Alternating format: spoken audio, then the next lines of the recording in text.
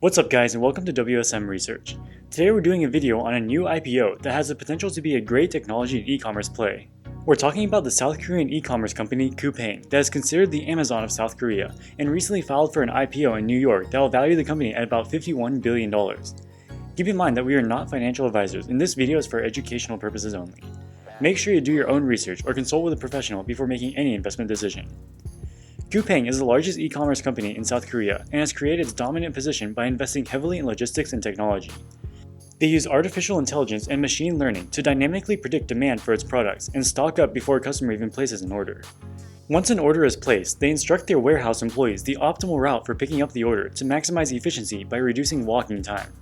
Once an item is ready to be shipped, it is already designated a space on the Coupang delivery truck, which allows for optimal loading both in terms of speed and fitting the maximum amount of volume per truck. Once the truck leaves, the proprietary mapping software identifies the fastest route from the distribution center to the customer's home. They employ more than 15,000 delivery drivers, which allow them to offer next-day and same-day delivery service across the whole nation, and every step of the process is optimized by AI. Their industry-leading technology has allowed them to gain market share and become a dominant force in the e-commerce market in the space of just a few years. Their revenue has increased more than fourfold since 2018, with a significant acceleration during the pandemic of 2020. We can have a better understanding by digging into their S1 financial filing. Since 2016, their revenue has grown at a compounded annual growth rate, or CAGR, of 63%. They are still losing money as they invest heavily in marketing and technology to fuel their growth, but their operating loss has decreased significantly as their business has scaled. They went from more than $1 billion in 2018 to $528 million in 2020. Many of their costs are non-cash, such as depreciation, so their operating cash flow for 2020 was actually positive for the first time, at $300 million. Their growth is fueled both by increasing the number of active customers and increasing the revenue per active customer. Both of these metrics have grown strongly over the past 2 years. For e-commerce companies, one of the most important metrics to look at is the cohort spend data. A cohort is a group of customers that started using the platform within a given year. You would ideally see spending within each cohort to increase over time, and this is exactly what has been happening with Coupang.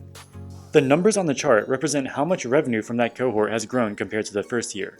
For example, customers who started using Coupang in 2016 spent 37% more in 2017 compared to 2016, and by 2020 they were spending 259% more. Coupang has been able to drive such strong growth within its cohorts by continually adding a wider range of products and improving delivery speed.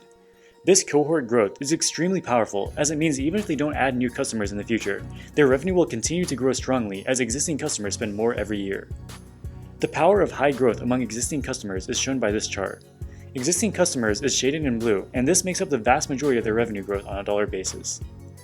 South Korea is one of the most developed countries in the world in terms of internet connectivity, with even boomers using smartphones. 96% of the Korean population has access to the internet, compared to only 87% in the US and 51% in the whole world. This is a double-edged sword for Coupang. On the one hand, the high levels of internet connectivity in Korea allow them to grow very fast and reach almost every citizen in the country. But it also means that they will reach maturity relatively soon, and their hypergrowth of the past few years will likely accelerate pretty quickly. So its growth profile is very different compared to a company like Jumia, for example, that potentially has decades of strong growth ahead of it as e-commerce is still in its infancy in Africa. One of the most important things to consider with any investment is valuation. Coupang generated $12 billion of revenue in the year of 2020. But you have to keep in mind that revenue increased strongly quarter over quarter within 2020. In the fourth quarter of 2020, they made almost $4 billion of revenue. If we conservatively assume that their growth slows to 50% in 2021, as they lap tough year-over-year comparisons, they will generate $16 billion of revenue, about equal to the Q4 run rate. At the top of the IPO price range of $30 per share, the company will have a valuation of $51 billion, or about 3.2 times 2021 sales. For a comparison, Wall Street analysts expect Amazon to generate $474 billion of sales in 2021.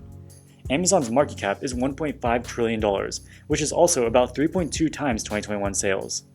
So the valuation for Coupang is similar to Amazon on a price-to-sales basis, despite the fact that Coupang arguably has much greater growth potential, as it is much earlier stage and has grown much faster than Amazon over the past few years.